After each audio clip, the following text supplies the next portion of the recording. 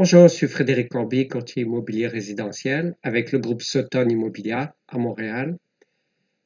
Nous sommes aujourd'hui le 17 juillet 2020 et je m'intéresse au marché de la location parce qu'il me semble qu'il y a encore beaucoup de propriétés à louer alors que le 1er juillet et les déménagements en masse du 1er juillet sont passés.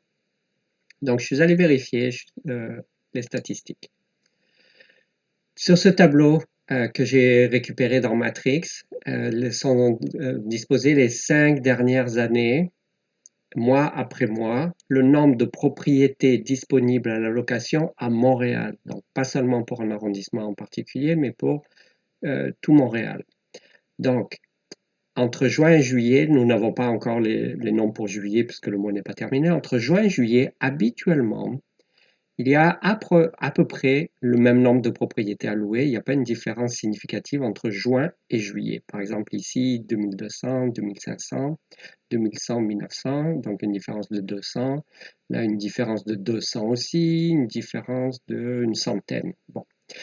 Au mois de juin 2015, il y avait 3150 propriétés, puis 3000 en 2016, à peu près le même nombre en 2017. Et là, en 2018, une baisse significative qui s'est poursuivie, pareil, en 2019, l'année passée.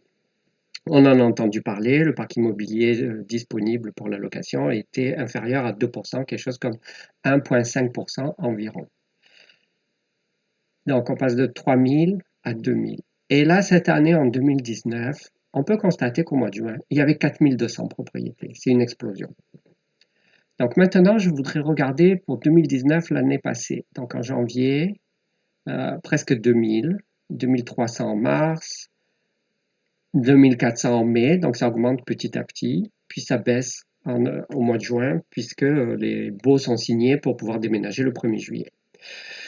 2020, avec ce que nous avons connu, je ne reviendrai pas là-dessus, à peu près le même nombre de propriétés que l'année passée, l'année d'avant, mais beaucoup moins que 2015, 2016, 2017. Le nombre 2200, 2300, 2400 augmente en janvier, février, mars, mais au lieu de baisser comme les années précédentes, ou de stagner, il augmente, il continue d'augmenter. Donc en avril, on arrive à 2900, puis 3800 pratiquement au mois de mai, et au mois de juin, 4200. Alors, ce qui se passe, effectivement, il y a beaucoup, ça confirme ce que je pensais, il y a beaucoup plus de propriétés à louer, beaucoup plus d'appartements disponibles. Là, ma recherche, c'est quelle que soit la surface des appartements, quel que soit l'étage, quel que soit le budget, aussi bien le studio que le 5 chambres et plus. Donc, il y en a beaucoup plus que les années passées.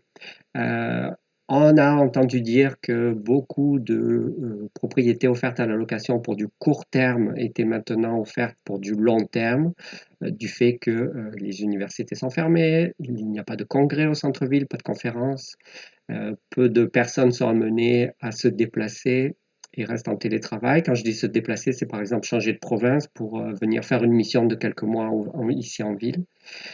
Et bien sûr, le tourisme avec la fermeture des frontières. Donc, c'est confirmé, la balle est dans le camp des locataires, il y a encore beaucoup de propriétés à louer. Sur ce, je vous souhaite une bonne journée et au plaisir.